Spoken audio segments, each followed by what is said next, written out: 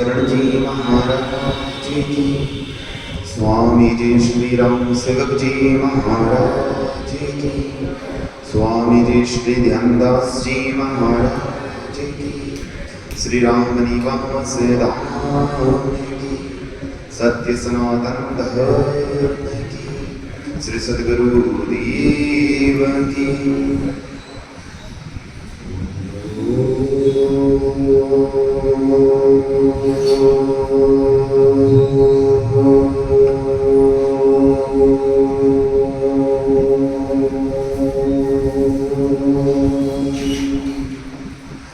स्वस्ति श्री गणेशाय नमः,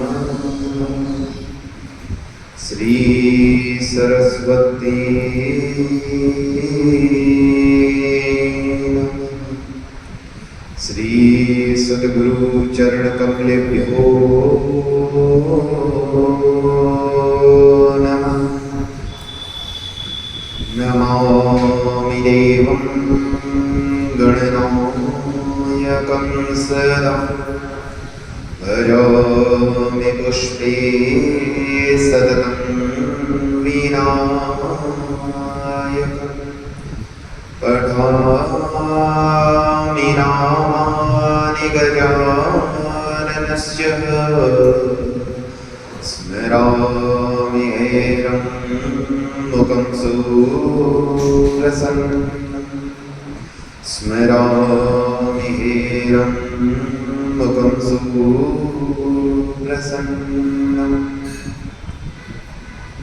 नागेन्द्रहाराय त्रैलोक्यनाय भस्मं भरागाय महेश्वराय नित्याय शुद्ध्याय दिगम्बराय तस्मै नकाराय नमः शिवाय, तस्मै शिकाराय नमः शिवाय। रमदीत राम गुरुदेव जी, पुन देहूं काल के संग, जिनको राम चरण की वंदन वारिया। सुख का सागर राम है, दुख का भंजन राम चरण तजिए नहीं भजिए पारम। विपति निवारण सुख करणम उदय ज्ञान प्रकाश, राम चरण भज राम को शरण हरण यम त्रास, शरण हरण यम त्रास। अतुलित बलधामं हेम शैलावधीं, दन्तबलशालं ज्ञानिनाम् अग्रगण्यं, सकलगुणनिधानं वारणानामधीशं, रघुपतिप्रियभक्तं वातजातं नमामि, रघुपतिप्रियभक्तं वातजातं नमामि। रामय खंडित सतगुरु हरिजन त्रिगुणपाल, वंदन तिन्हु करते राम सेवक निरधाम। अचल अजन्मा राम जी गुरु सज्जन भोत्या, जिन ध्यान दास मन वचन कर्म कर, वंदन गोबारंबा, वंदन गोबारंबा।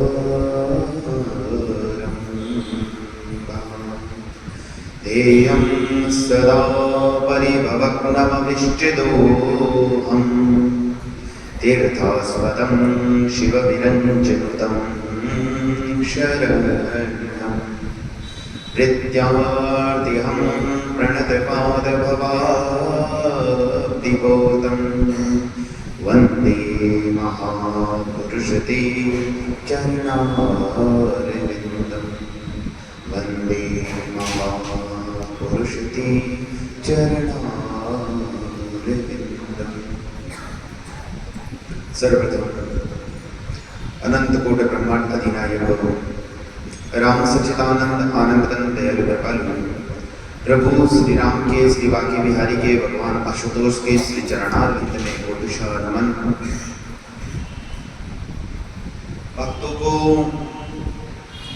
प्रेम की गंगा में सरोवर करने वाले, प्रेम में रसमय आनंदित करने वाले पवन तनय के श्री चरणारविंद में कोटिशः नमन करते हैं।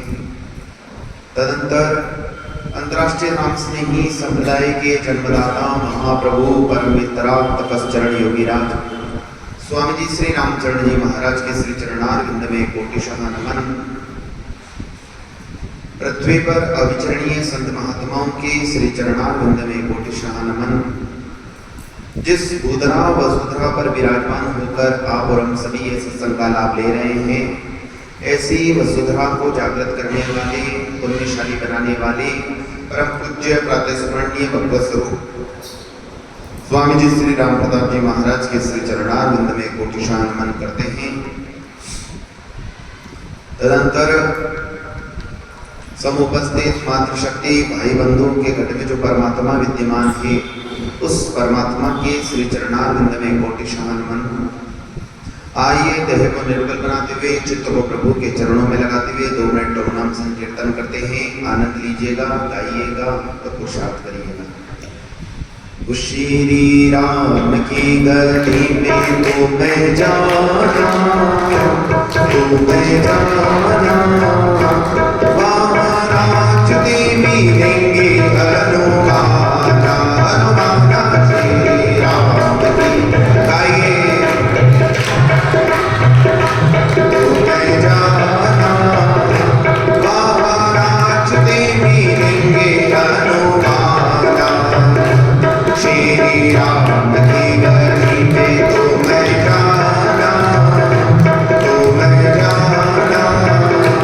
Wow.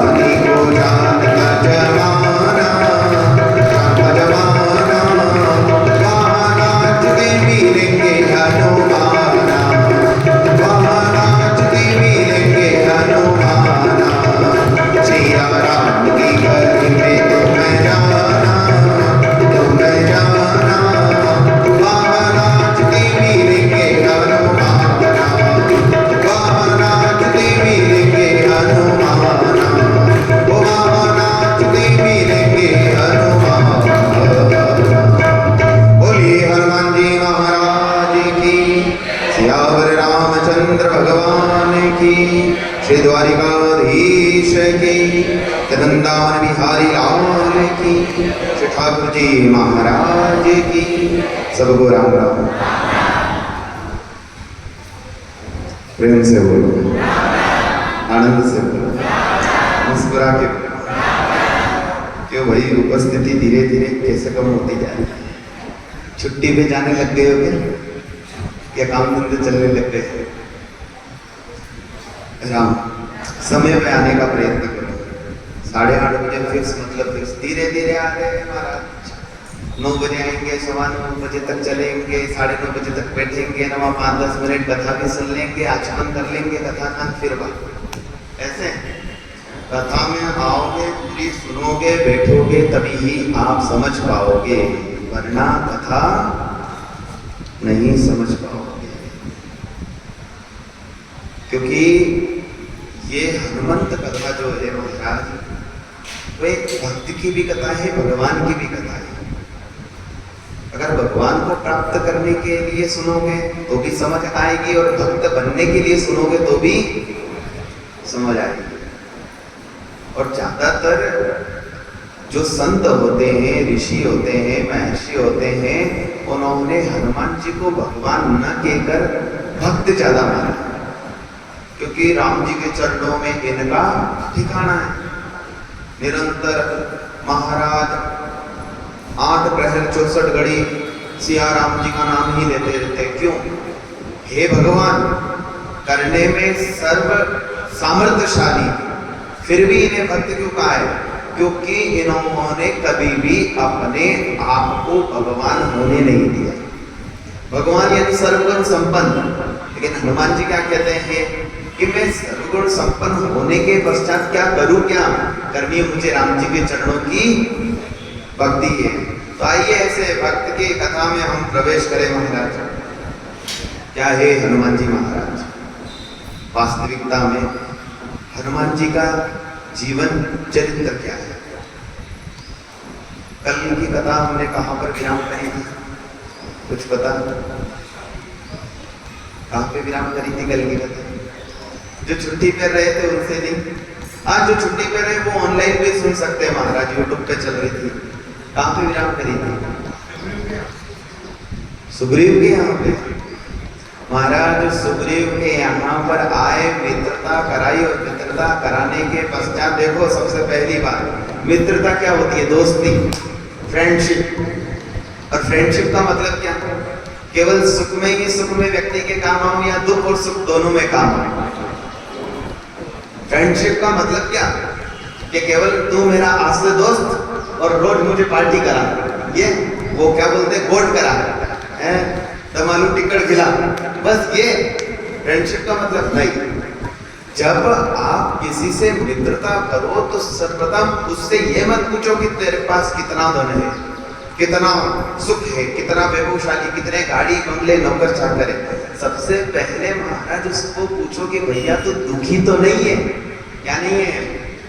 अरे बोलो, हाँ। सबसे पहले क्या पूछो कि भाई तू दुखी तो नहीं है। लेकिन हम क्या करते हैं महाराज? कटते जाते हैं। और कटते कैसे हैं? अगर ये दुख की बात बोलेगा, भैया पैसा नहीं है, पैसा मांगेगा, मैं कहां से ला कर दूंगा। सबसे पहले गलती हम यही करते हैं। अरे भैया मित्रता कैसी? सुदामा जी ने तो 3 लोक की संपदा कृष्ण को बचपन में ही दे दी थी कि भैया ले जा, मेरी तरफ से भी तेरा जो दुख होगा वो मैं सहन कर लूंगा, तेरा जो दुख है वो मैं सहन करूंगा, क्यों चिंता करता है? मित्रता ऐसी होनी चाहिए कि मित्रता में कभी भी किसी को भी महाराज स्वार्थ दिखाई ना दे। ये समाज के लोगों को मित्रता में क्या दिखाई नहीं दे? स्वार्थ दिखाई ना दे। राम जी ने सुग्रीव से मित्रता करी, राम जी ने सुग्रीव से करी, सुग्रीव ने राम जी से, कल भी मैंने बताया था क्यों करी? क्योंकि तुम्हारी जो मित्रता है वो स्वार्थ की है। तुम्हारी जो मित्रता है वो स्वार्थ की है। स्वार्थ पूरा हो गया तो आज से तू मेरा दोस्त, और स्वार्थ पूरा नहीं हुआ तो आज से कट्टी है। आज से तू मेरा दोस्त नहीं। लेकिन राम जी कहते हैं, हनुमान जी ने कहा है यार, हनुमान जी को गुरु रूप माना है। ध्यान देना इसका तात्विक दर्शन। हनुमान जी को गुरु रूप माना, सुग्रीव जी का रूप है, और हमारे जो राम जी है वो परमात्मा का रूप है। गुरु क्या कहता है? गुरु कहता है कि परमात्मा को क्या बना लो? बना लो। परमात्मा तुम्हारे पास में, तू एक कदम चलेगा तो परमात्मा तेरे लिए 100 कदम चलेगा, और परमात्मा अगर तेरे से दोस्ती कर लेगा तो परमात्मा तेरे को दोस्ती में कभी भी धोखेबाजी नहीं देगा। तो भैया आज राम जी ने आके सुग्रीव से क्या करी? फ्रेंडशिप, मित्रता, दोस्ती। और जैसे ही दोस्ती करी, दोस्ती करते ही महाराज, दोस्त का मूल कर्तव्य होता है कि महाराज जो ना मित्र दुख होए दुखारी, और तिनहि विलोकत पातक भारी। भैया मित्र अगर दुखी हो तो उसके दुख का कारण पूछो, उसके दुख का निवारण करो। तो सर्वप्रथम राम जी ने यही पूछा कि भैया तू आज से मेरा दोस्त है, मित्र है, तो चल एक बात बता, तू दुखी तो नहीं है क्या? अरे सवाई माधोपुर वालों, दुखी हो क्या? पक्की बात, दुखी तो नहीं हो ना? हाँ, ये बात तो आपने बहुत अच्छी कही। तो दुखी नहीं हो तो ढीले ढीले क्यों आते हो, जल्दी क्यों नहीं आते हो? हैं 9 बज रही है, धीरे धीरे धीरे धीरे हुआ महाराज। सोलेश्वर की अभी तक महाराज थकान उतरी नहीं है। तो ध्यान देना, यहाँ हमारे राम जी ने पूछ लिया कि भैया देखो कोई दुख तो नहीं है। यहाँ सुग्रीव ने हाथ जोड़ करके दिया, महाराज पूछो बस, दुखों का तो पहाड़ है। घर की लुगाई छीन ली गई, घर का घर छीन लिया गया, घर की गाड़ी छीन ली गई, घर का छोरा छोरी भी छीन लिया गया, अब क्या ही करूं? राम जी ने कहा किसने छीना? राम जी ने क्या कहा? किसने छीना? ध्यान देना इस बात पर महाराज, वास्तविकता में हम दुखी क्यों होते हैं? यहाँ जैसे ही कहा कि भैया दुख का मूलतः कारण कौन है? मेरे बड़े भाई। क्या है दुख का मूल कारण? मेरे बड़े भाई। कौन? बाली। बाली क्या है? अगर इसको तात्विक दर्शन में देखा जाए, ठीक है वो राम जी ने सहायता करी, राम जी ने बाण मारा, बाली मारा गया, वो एक अलग बात है। लेकिन इसको तात्विक दर्शन के अनुसार अगर चिंतन करो, थोड़ा मनन करो, तो सुग्रीव हो गया जीव और बाली हो गया कर्म। सुग्रीव हो गया जीव और बाली हो गया कर्म। और राम जी ने भी कहा है, काऊ न केहु सुख दुख करे दाता, निज कृत कर्म भोग सब दाता। ये आपके दुख का मूलतः कारण कोई बाली वाली नहीं है, तुम्हारे कर्म ही है। अगर कर्मों को सुधार कर रखो तो महाराज दुख आएगा जीवन में?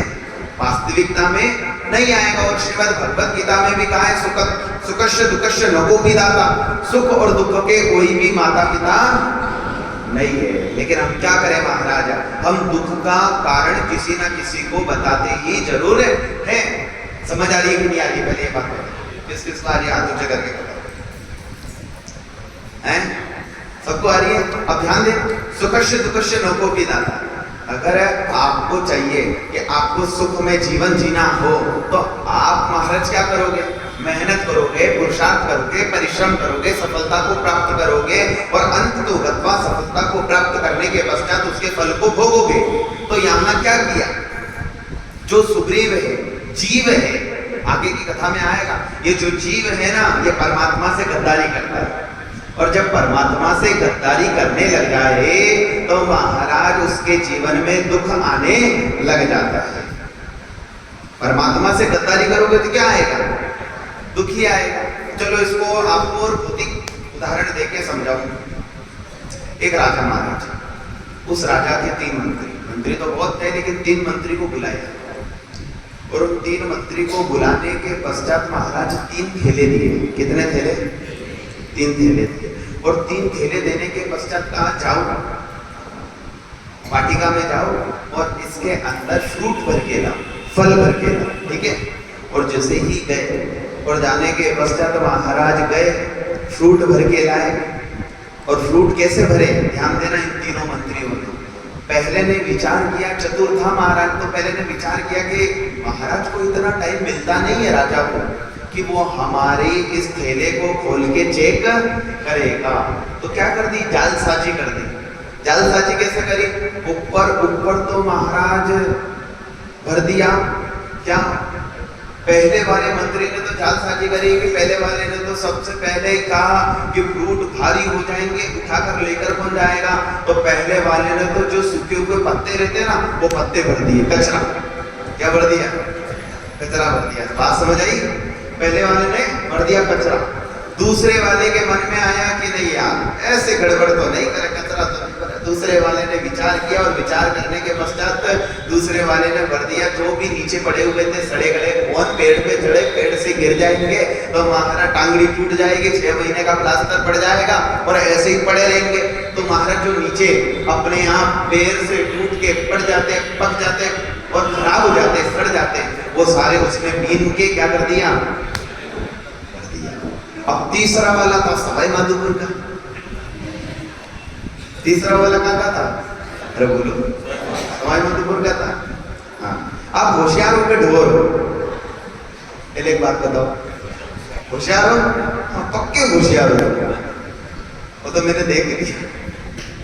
ध्यान देना महाराज, यहाँ जब तीसरे की बारी आई तो तीसरे ने विचार किया कि महाराज अगर चेक कर लेंगे तो दिक्कत हो जाएगी, और जो हमने नौकरी धारण कर रखी है, मंत्री पद है, वो मंत्री पद से महाराज अगर हमने गद्दारी करी तो क्या देना पड़ेगा, खाने के भी लाने पड़ जाएंगे। तो उसने क्या करा, महाराज पेड़ पे चढ़ा, अच्छे अच्छे जो फल थे उन फलों को लिया और लाने के पश्चात महाराज बेग भर लिया। बेग भरने के पश्चात महाराज जो बेग था वो प्रभात काल दूसरे दिन 9 बजे राज्य में दिखाना था। राज्य की सभा लगी, सभा लगते ही राज्य की सभा लगी और सभा लगते ही महाराज सर्वप्रथम राजा ने उन बेगों को देखा नहीं। उन बेगों को विचार करना, क्या कहा था, मैं बेगों को देखूंगा, लेकिन बेगों को खोल के देखा नहीं और कह दिया कि 30 पानी की बोतल इनको पकड़ा दो। कितनी?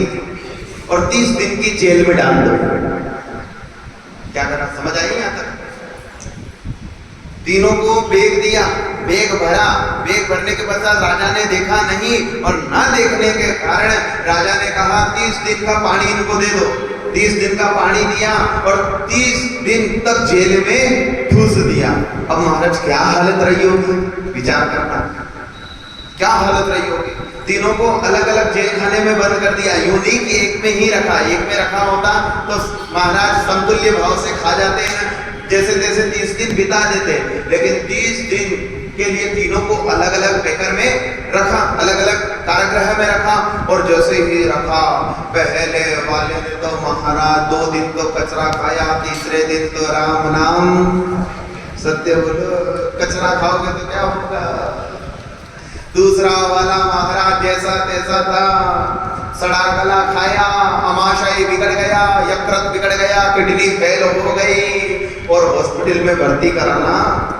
और वो तीसरा जो सवाई माधोपुर का था, उसके तो गाल एकदम चकाचक लाल हो गए।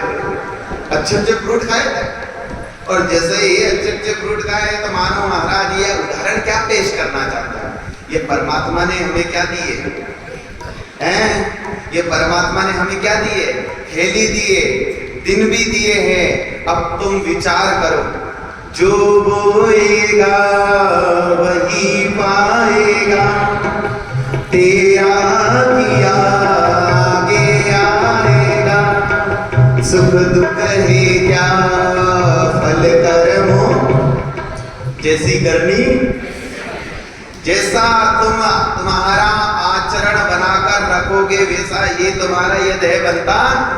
और परमात्मा ने तो खाली थैला दिया है, ये खाली थैला दिया, लेकिन हमने क्या किया, किसी ने किसी ने महाराज अपक्ष भोजन किया। ध्यान देना, ये कचरा क्या है, ये जो बीड़ी, तंबाकू, सिगरेट, मदिरा पान, ये क्या है, ये कचरा।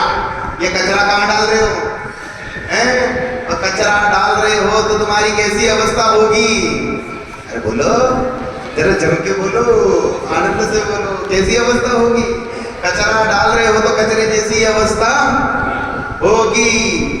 और उसी कचरा जो है वो निरंतर तुम्हारे अंदर फैलता जाएगा। तो परमात्मा भी कहेगा तू जैसे कर्म कर रहा है वैसे ही फल तुझे भोगने। लेकिन दूसरा वाला क्या है, महाराज हम तो केवल मंगलवार को नहीं पीते, मंगलवार को नहीं खाते, लेकिन उसके आड़े दिन एक बात मुझे बताओ, भगवान ने ही सप्तवार बनाए।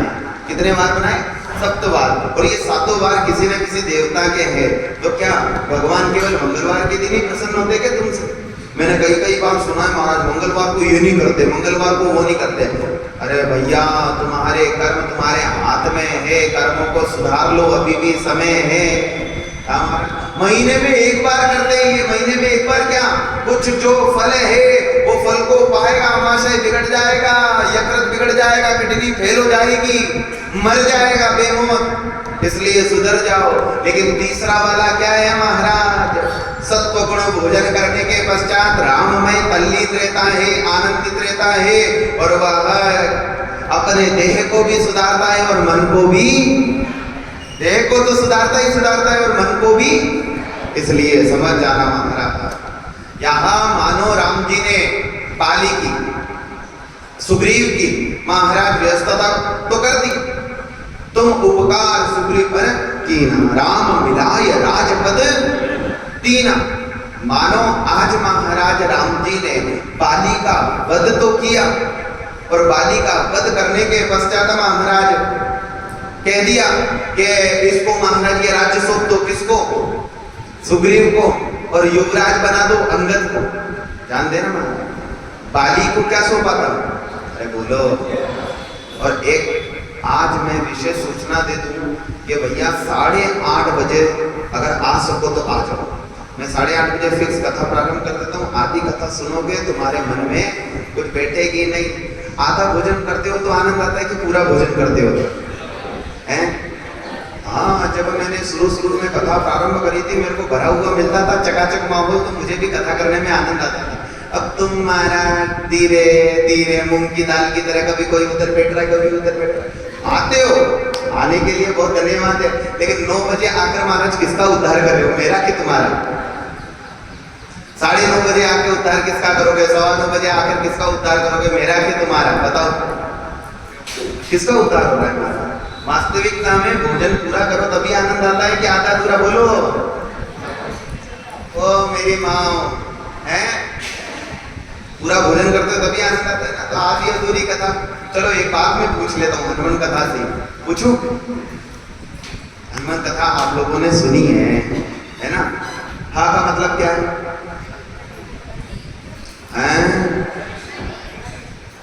हा का मतलब हरि तो है, लेकिन व्याख्या क्या थी? निरंतर हरि का स्मरण करने। नो का मतलब तेज बोलो, लेकिन तुम क्या कर रहे हो? तुम क्या कर रहे हो? नुकसानदायक पदार्थों को अपन से दूर करें, वो नो। लेकिन तुम क्या कर रहे हो? तुम तो नुकसानदायक पदार्थों को कहां जेब में भर रहे हो, पर्स में भर रहे हो। क्या करें हमारा? मान का मतलब क्या? माँ का माध्यम। अरे भैया ये कथा तभी सार्थक सिद्ध हो सकती है, हनुमान जी बीच में सुनाने वाला हम और सुनने वाले तुम हैं, लेकिन माध्यम क्या बना है? ये हनुमान जी महाराज बने हैं। तो हनुमान जी महाराज माध्यम बने हैं, और उन्हीं की कथा में ही तुम देरी से आओ, धीरे धीरे आओ। तो हनुमान जी के हाथ में क्या है? हनुमान जी के हाथ में क्या है? अब तुम सोच लो, विचार कर लो महाराज, है तुम विचार कर लेना कि तुम्हारी क्या अवस्था होने वाली है। ध्यान देना, जो बोएगा सो आएगा। तुम महाराज घर में बबूल के कांटे बो रहे हो, तुम्हारे को मिले आम मिलेगा? नहीं मिलने वाला। इसलिए कल से टाइम पे, कौन टाइम पे आएगा? 8:30 बजे हाथ जगत के बदले अभी भी हाथ नहीं उठा रहे हैं। ध्यान देना महाराज, आधे अधूरी कथा में आनंद नहीं आएगा। धीरे धीरे ये तो लो समानो तो बच गई, अब क्या सुनाऊं मैं, क्या कथा करूं? राम तो सुग्रीव जो है वो किसका रूप है? कर्म का। सुन लो महाराज, जितनी भी सुनाई पढ़े आपके, सुग्रीव कर्म का रूप है और बाली है, सुग्रीव जीव का रूप है और बाली कर्म का रूप है। ठीक है, लेकिन भगवान कहते हैं ये कर्म सुधरते कब है? ये सुधरते कब है? हमारे कर्म अच्छे कब हो? तो गीता जी में एक उपदेश देकर बताया गया है, मामेकम शरणम भज, जो मेरे को भजेगा उसके जितने भी कर्म होंगे उसको क्या करूंगा मैं? काट दूंगा। और कर्म को काटने के पश्चात क्या होगा? उसका जो मन है, चित्त है, वह चित्त मेरे में लगने लग जाएगा महाराज। क्यों? क्योंकि राम जी ने भी ठेका ले रखा है। राम जी ने क्या ले रखा है? ठेका ले रखा है। किसका? कि जो जीव मेरा नाम का स्मरण करेगा उसके अनंत कोटि जो कर्म है उसका मैं क्या कर दूंगा? निवारण कर दूंगा। ये राम जी का ठेका है रामचरितमानस में। सन्मुख होई जीव मोहि जबहि, सभी गाइएगा।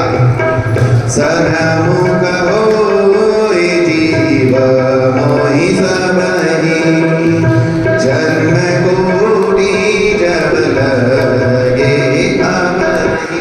जब से राम जी के चरणों में लगने लग जाओगे तुम्हारे कोटि कोटि जितने भी कर्म हैं वो क्या कर देंगे? राम जी काट देंगे। और कटवाना चाहते हो अपने कर्मों को तो राम जी की चरण और शरण को ग्रहण करना ही पड़ेगा। एक बात और आती है महाराज, एक बात मुझे बताओ, आप लोगों ने रामचरितमानस का अध्ययन किया है, मैंने भी किया। वास्तविकता में राम जी ने छुपके बाण मारा था क्या? या ये तो बात हम भी मानते हैं कि छुपके बाण मारा, ये बात हम मानते हैं। लेकिन एक बात बताओ, वो बाली के अंदर एक गुण था, वो कौन सा गुण था कि जिसके सन्मुख जाएगा उसका आधा बल उसके अंदर हो जाएगा? क्या ऐसा था क्या?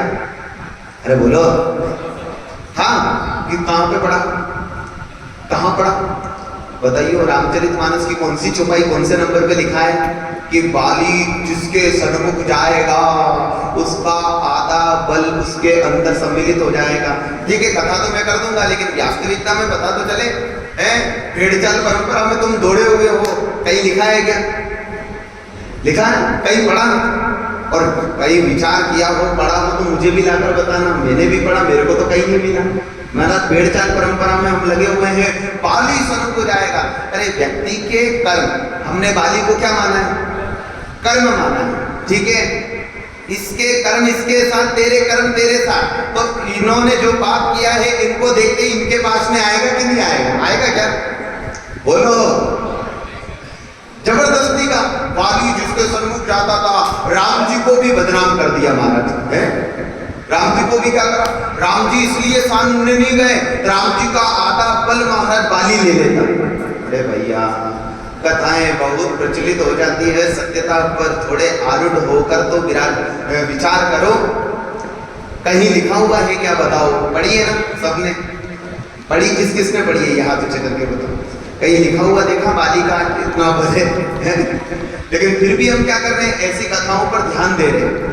बाली को शास्त्रकार कर्म की उपमा से अलंकृत कर रहे हैं, सुग्रीव को जीव से कर रहे हैं। अरे महाराज, आपने जो आपके कर्म किए हैं वही आपके साथ में जाएंगे। आपके कर्म आपके साथ में, उसके कर्म उसके साथ में। अरे भैया, वाल्मीकि ने रामायण लिखी थी तो रामायण कैसे लिखी थी? वाल्मीकि ने रामायण क्यों लिखी बताओ? क्या कारण पड़ा था? वाल्मीकि तो पहले डाकू थे, हैं? वाल्मीकि पहले डाकू थे।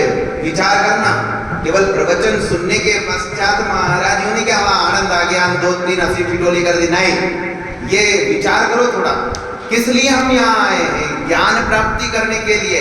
वाल्मीकि ने रामायण की रचना करी थी क्योंकि उसको पता चल गया था कि मेरे कर्म मेरे साथ में जाएंगे, मेरा कोई साथ देने वाला नहीं है। वाल्मीकि का किसी ने साथ दिया था? नारद जी महाराज को पेड़ से बांध दिया था, और पेड़ से बांधने के पश्चात नारद जी ने कहा भले मुझे लूट लेना, कसोट लेना, मार देना, लेकिन बस एक बात का जवाब दे दे, तू ये जो कर्म कर रहा है ये कर्म का फलदायक तेरा साथी कौन बने? कौन बनेगा? कर्म का कोई साथी बनता है क्या?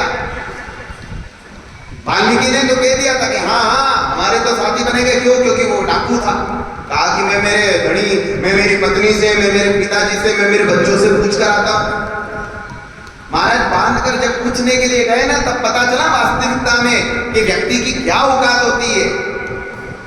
जब महाराज पूछा पत्नी से कि देवी मैं तुम्हारे लिए नेकलेस का हार लेकर आता हूँ, सोने का है, बनारस की साड़ी लाता हूँ, क्या मैंने जो भी कर्म किए हैं उस कर्म में तुम मेरा साथ निभाओगी? क्या कहा? थाको कर्म माको कर्म। देखो ये भी बोल रहे, क्या शांति पाएंगे हैं? पिताजी के पास का, पिताजी डायबिटीज की गोली मैं लेकर आता हूँ, ब्लड प्रेशर मैं चेक कराता हूँ, बेटा तेरा धर्म है क्या, पिताजी मेरा साथ दोगे? पिताजी ने क्या कहा है? सुकश्य दुकश्य नको भी दादा, सुख दुख के कोई माता पिता नहीं है भैया, तेरी करनी और मेरी करनी है। बेटों से पूछा, बेटा रसमलाई बड़े और रबड़ी में खिलाता हूँ तो क्या मेरा साथ देगा? बेटों ने क्या कहा? अरे पिताजी थाको कर्म थे जानो, माको कर्म में जाना, ध्यान देना मेरा की। महाराज जो झलक थी तलक थी वो चित्त में बैठी और बैठने के पश्चात संत के चरण में आ गए और आने के पश्चात क्या कहा कि प्रभु मैं समझ चुका हूँ और समझ चुका हूँ क्या वास्तविकता में कि कर्म को तो स्वयं को ही भोगना पड़ता है, कर्म को स्वयं भोगना पड़ेगा, कर्म का कोई भी साथी नहीं बनेगा। विचार कर लेना महाराज, इसलिए कर्मों को सुधार कर रख लेना। आप ये मानो कि महाराज मेरा ये साथ देगा वो साथ देगा, कोई साथ देने वाला नहीं है। इसलिए सुग्रीव क्या है? ये जीवात्मा, ये सुग्रीव को वो सुग्रीव मत मानो, अपने आप को सुग्रीव मानकर ये कथा को समझने का प्रयास करो, प्रयत्न करो और चिंतन करो कि हम सब सुग्रीव हैं, हमारे कैसे कर्म हैं। अगर हम कर्मों को अभी भी नहीं सुधारेंगे तो हमारी क्या अवस्था होने वाली है। हमारे अच्छे कर्म होंगे तो हम वेल अप टू डेट हो जाएंगे, राम जी हमारे साथ पास आ जाएंगे और हमारे कर्मों का निवारण कर देंगे। और हमारे कर्म अगर बिगड़े हुए रहे तो क्या राम जी मिलेंगे, हनुमान जी मिलेंगे? कोई मिलने वाला। मेरा जीवन कोरा कागज, हाँ बस इसके अलावा हमारे पास में कोई चारा नहीं रहेगा। इसलिए कर्मों को सुधार कर रखो। इधर जब महाराज बाली को बाण पड़ा था ना, तो बाली ने बाण पड़ते ही कह दिया था कि प्रभु कैसे आप परमात्मा हो, आपका अवतार हुआ है किसके लिए? धर्म की। वास्तविकता में सत्य है, राम जी का अवतार काहे के लिए हुआ था? बोलो बराबर हैं? रोज दशहरे के दिन वो पुतला बनाते हो किसका? रावण का। और हर साल मारते हो किसको? रावण को। ध्यान देना महाराज, राम जी का जन्म हुआ कि महाराज अधर्म का नाश करे, तो यहाँ बाली ने कह दिया कि प्रभु आपका जो जन्म हुआ है वो धर्म की स्थापना के लिए हुआ था, लेकिन आपने अधर्म कर दिया। और ध्यान देना, ये जो वकील होते हैं ना, वकील, ये वकील मुजरिम को, मुजरिम भले ही बार बार एक ही बात बोले, लेकिन वकील जो होते हैं वो शब्दों को ऐसे घुमा फिरा के पेश करते हैं कि ना चाहते हुए भी उसको क्या बोलना पड़ता है? सत्य बोलना पड़ता ही है। यहाँ बाली जो है वो बाली मुजरिम है और राम जी के सामने महाराज मुजरिम बनकर भी कह रहा है हाँ मैंने ये काम। समझने में आ रहा है ना? बिल्कुल बिल्कुल सरलीकरण सुन लो इसका, ध्यान देना महाराज। यहाँ बाली ने राम जी को कहा था कि राम जी आपका जन्म हुआ है धर्म की स्थापना करने के लिए। यहाँ तक तो ठीक है, धर्म संस्था, आप धर्म की स्थापना करने के लिए आए हैं, ये तो बात ठीक है, लेकिन आज आपने मुझे बाण मार के अधर्म कर दिया। क्या कर दिया? अधर्म कर दिया। राम जी निरुत्तर, राम जी कुछ नहीं बोल पाए। उस टाइम विचार करने लगे कि बात तो ये सही कह रहा है, छुपके तो बाण मारा, छुपके तो बाण मारा। अब विचार करना, राम जी ने जैसे ही बाली के बाण मारा, बाली के सम्मुख आए, सम्मुख आने के पश्चात बाली जब नीचे गिरा, मूर्छित अवस्था का हो गया था, तब बाली ने कहा कि राम जी आपने धर्म की स्थापना के लिए अवतार धारण किया, जन्म लिया और आज आपने अधर्म कर दिया। तो ध्यान देना, राम जी कभी भी अधर्म नहीं करते। उस टाइम तो निरुत्तर हो गए, लेकिन पुनः जब विचार किया कि इस व्यक्ति ने तो महाराज अधर्म किया है, अधर्म किया है, क्योंकि महाराज धर्म संस्थापना संभवामि युगे युगे, लेकिन इसके पहले का सूत्र क्या है? परित्राणाय साधूनां, परित्राणाय साधूनां विनाशाय च दुष्कृतां। विनाश कर दो किसका? दुश्मनों का, दुष्टों का, विभिचारियों का, पापाचारियों का, तभी धर्म की रक्षा हो सकती है। तभी क्या हो सकती है?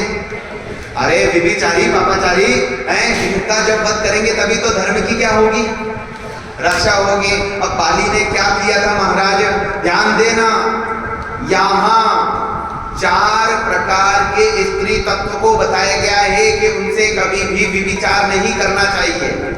4 प्रकार बताए हैं और ये 4 प्रकार क्या है, अनुज, अनुज की अर्धांगिनी अर्थात छोटे भाई की पत्नी, छोटे भाई की पत्नी।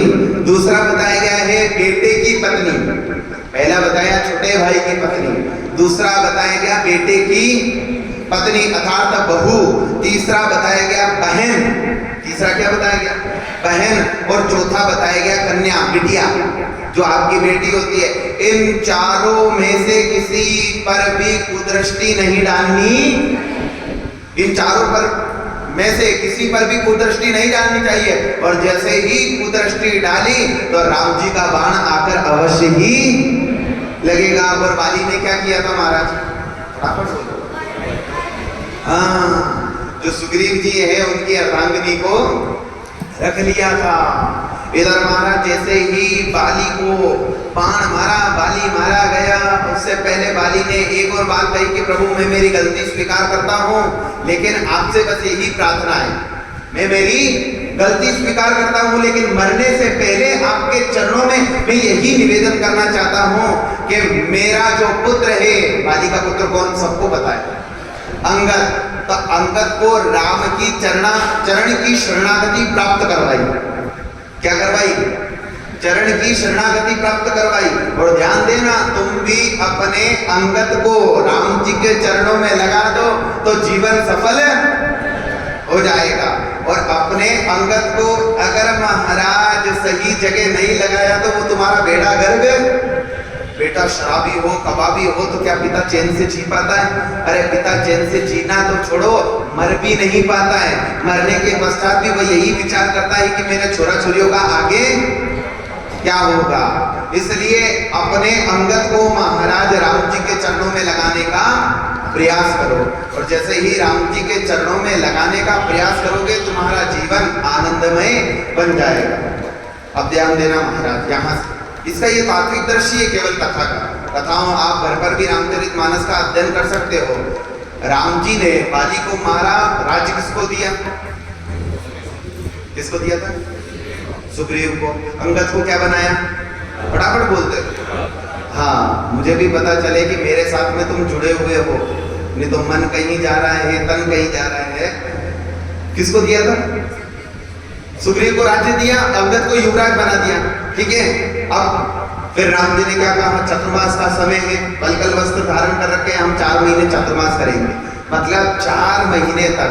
ध्यान देना, राम जी ने यहाँ मानो आज सुग्रीव की परीक्षा ली है। और मैंने कहा है सुग्रीव मतलब क्या होता है, जीव, और हम क्या हैं, समझ रहे हो ना बात को, सुग्रीव मतलब जीव। और राम जी मानो हम सबकी परीक्षा लेने के लिए हमें कितने महीने दिए हैं, कितने महीने दिए, चतुर्मास कितने महीने का है। और तुम इसमें महाराज गड़बड़ करो तो कैसे चलेगा, इसमें आप तुम गड़बड़ करो क्यों, क्योंकि ध्यान देना यहाँ जब कोई बात नहीं, वो राम जी का ही दूत है।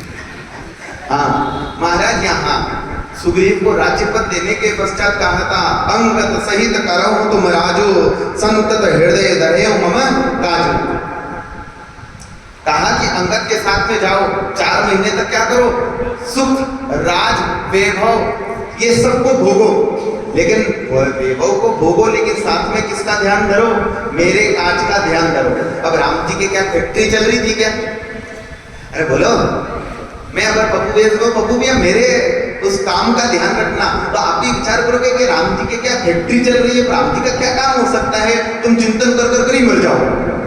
यहाँ विचार करो थोड़ा कि राम जी ने सुग्रीव को कहा अंगद के साथ में जाओ। पहली बात तो ये बताओ समझ में किस किस को आ रहा है, बाकी के हाथ ऊंचे करके तो बताओ, हमारी बूढ़ी माओ आई रही हो कि नहीं आई रही हो, समझ में आ रहा है। बिल्कुल सरलीकरण, इससे सरल तो मैं नहीं सुना सकता भैया, इससे सरल व्याख्या क्या करूं। तो ध्यान देना, यहाँ राम जी ने जैसे ही सुग्रीव को कहा कि भैया 4 महीने का समय है, 4 महीने तक क्या भोग, सुखराज को भोग, 4 महीने तक सुखराज को भोग, आनंद के साथ में रहे, लेकिन मेरा काम भूल मत जाना। जैसे ही राम जी ने सुग्रीव को राज्य दिया, अंगद को लेकर चले गए, राज्य सुख भोगने लगे। 4 महीने में एक भी दिन सुग्रीव ने अपना क्या नहीं दिखाया। 4 महीने तक क्या नहीं दिखाया, समझ आ रही है ना भाई। 4 महीने तक जब सुग्रीव ने अपना मुंडा नहीं दिखाया तो राम जी भी कहे कैसा जीव है ये, कैसे जीव है, इस धरती पर आया। राम जी का काम क्या है कि तुम सीता की खोज करो, क्या है। और ध्यान देना, सीता कोई स्त्री तत्व नहीं है, सीता तो साक्षात भक्ति महारानी है। क्या है, सीता साक्षात भक्ति महारानी है। और मानो राम जी ये कहना चाह रहे हैं कि भैया तुम खूब गृहस्थाश्रम में मौज लूटो, लेकिन लूटते समय संतत हृदय धरे मम काजू, मेरे काम को भूलना। लेकिन हम क्या कर बैठते हैं महाराज, यही तो गड़बड़ कर बैठते हैं। राम जी की आदि वाली चौपाई के ऊपर ध्यान देते हैं, अंगत सहित करहि तुम राजू। हम इस चौपाई के वाक्य में हम बड़े ही आनंदित हो जाते हैं। अरे राम जी ने तो कहा है, अरे ये दे परमात्मा ने तो दिया है, खाओ पियो और इधर लो, हाँ खाओ पियो और मौज करो, बार बार थोड़ी मिलता है। लेकिन आगे वाली चौपाई को कौन सिद्ध करेगा। आगे वाली चौपाई में राम जी ने खुद ने कहा है कि भैया तुम मौज शोक करो, गृहस्थाश्रम में रहो, कुछ भी करो, लेकिन किसको भूलना मत, मेरे काम को। अरे माँ के गर्भगृह के जठरा अग्नि में उस मलमूत्र से सनी हुई पोटली के भीतर विराजमान होकर तुम लोगों ने जो राम जी से वादा किया, वो वादा को तो हम भूले। गर्भ कोल काटा किया जीव दान दे मुझ, पर 8 प्रहर 64 घड़ी साई सुमरो तुझ। हे प्रभु, मैं तेरे नाम का स्मरण करता रहूंगा, तेरे नाम का ही उल्लेख करता रहूंगा। प्रभु कहते ठीक है भैया, निकल इस जठराग्नि से। जैसे ही जठराग्नि से बाहर आया, ये समय, यह संसार की हवा लगी, बड़ा हुआ, और बड़ा होने के पश्चात क्या किया तुमने राम जी का, हैं? अरे राम जी तुमने ही तो कहा था आनंद के साथ में राज भोगो, हम राज भोग रहे हैं, पर भक्ति महारानी की खोज करेगा कौन। मानो राम जी ने जब अंगद और सुग्रीव को राज्य पद दे दिया, तो सुग्रीव और अंगद की स्थिति क्या हुई कि वो भी राज को भोगने लगे और राम जी को, अरे बोलो, राम जी को भूल गए। और जैसे ही राम जी को भूले, चतुर्मास पूरा हुआ, राम जी ने धनुष बाण लिया ना, सुबह का सूरज नहीं देख पाएगा अगर रात को दर्शन देने, कहा था कि नहीं कहा, ध्यान देना, सुबह का सूरज नहीं देख पाएगा अगर महाराज यहाँ अभी दर्शन देने नहीं आया। और ध्यान देना, हम कैसी स्थिति में हैं, हम राज्य को तो भोग रहे हैं, भक्ति महारानी की खोज को हमने महाराज बिल्कुल ढीला पटक दिया है। तीसरे में महाराज राम जी को जब क्रोध आता है, और उसी ही क्रोध को मद्देनजर रखते हुए हमें हमारे सद्गुरु बचाते हैं। मतलब हनुमान जी महाराज आज पुनः सुग्रीव के पास में आकर ज्ञान रूपी अमृत दे रहे हैं। और सुग्रीव के पास में आकर क्या कहा, अरे भैया तू किस काम के लिए आया था और क्या काम कर रहा है। जिस मित्र के साथ में मित्रता करी, जिस मित्र ने तुझे राज्य दिया, और उस राज्य को देने के पश्चात तू उनके कार्य को ही भूल गया, तो उनके कार्य को ही भूल गया। राम जी जितने दयालु हैं उतने क्रोधी भी हैं महाराज।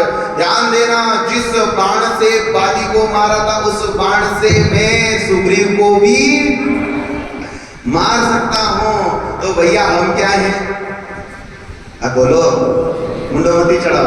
हाँ, हमारी स्थिति भी यही है सुग्रीव जैसी। हम भी क्या कर रहे हैं, विचार कर लेना थोड़ा, बाण जा मन की मन में थोड़ा सा विचार करना, हम कैसी स्थिति में फंसे हुए हैं महाराज। और जब हम ऐसी स्थिति में फंसे हुए रहते हैं, तब हमारे सद्गुरु रूपी हनुमान जी महाराज आकर हमें कहते हैं, भैया गलत रास्ता पकड़ लिया है, सही रास्ता पकड़, गलत रास्ता पकड़ लिया है।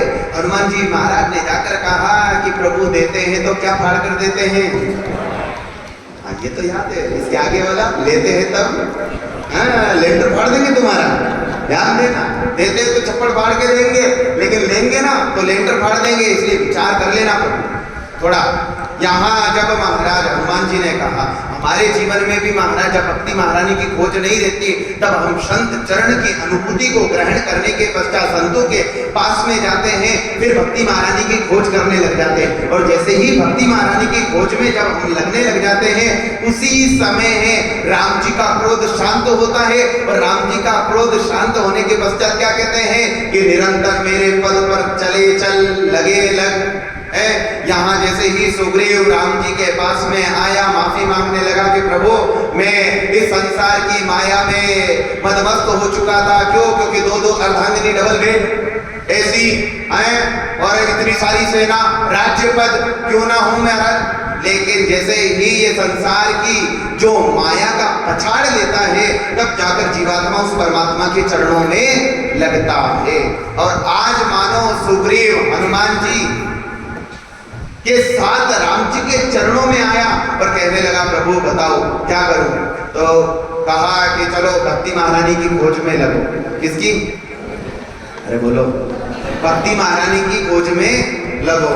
और जैसे ही कहा भक्ति महारानी की खोज में लगो, तो इधर महाराज क्या करने लगे, इधर जितनी भी करोड़ों वानरों की सेना थी चारों दिशाओं में भेज दिया, उत्तर दक्षिण पूर्व पश्चिम।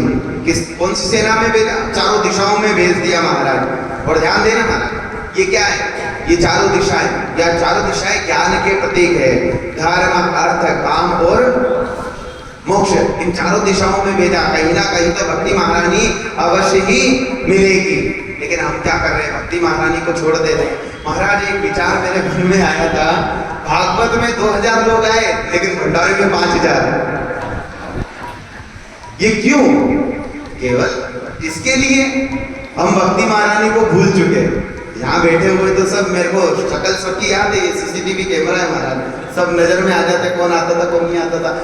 आप सब तो आते थे, लेकिन जब मैंने विचार किया, मैंने पूछा पप्पू भैया से, क्यों पप्पू भैया? मैंने कहा अरे राम, इतनी तो भागवत में नहीं दिखती थी जितनी तो भंडारे में दिखती है। कहा कि राम जी ये भंडारे में इसलिए आए हैं भागवत जी के बाद में केवल भागवत जी का आचमन करने के लिए। क्या? आचमन करने के लिए। इसलिए ध्यान देना महाराज, ये खाया पिया तो यहीं रह जाएगा और नाम लिया तेरे संग जाएगा। खाने पीने के लिए मनाही नहीं, भंडारे में जाने के लिए मनाही नहीं, लेकिन भंडारे से पहले का भावार्थ तो समझो। हम केवल एक ही तत्व को समझते हैं कि भगवान के प्रसाद को पाने से मुक्ति है, लेकिन भगवान को प्रसाद किस प्रकार पाना चाहिए ये हम समझने की कोशिश नहीं करते। 4 महीने में से चातुर्मास का अब उत्तरार्ध है महाराज। हमारे जाने के दिन नजदीक आ रहे हैं, हमारे जाने के दिन नजदीक आ रहे हैं। ओनली फॉर 24 डेज कथा बाकी रही है। तो ये 24 दिन की जो कथा है, इस कथा में आओ, अपने जीवन को सफल बनाओ। अब चारों दिशाओं में इधर जब भेजा है, तो इसकी कल की कथा में हम व्याख्या करेंगे कि चारों दिशाओं में कहाँ कहाँ भेजा, भक्ति महारानी की खोज किससे प्रारंभ हुई, कैसे भक्ति महारानी का पता लगाकर महाराज राम जी के चरणों में निवेदन किया। और ध्यान देना, भक्ति महारानी का मतलब क्या?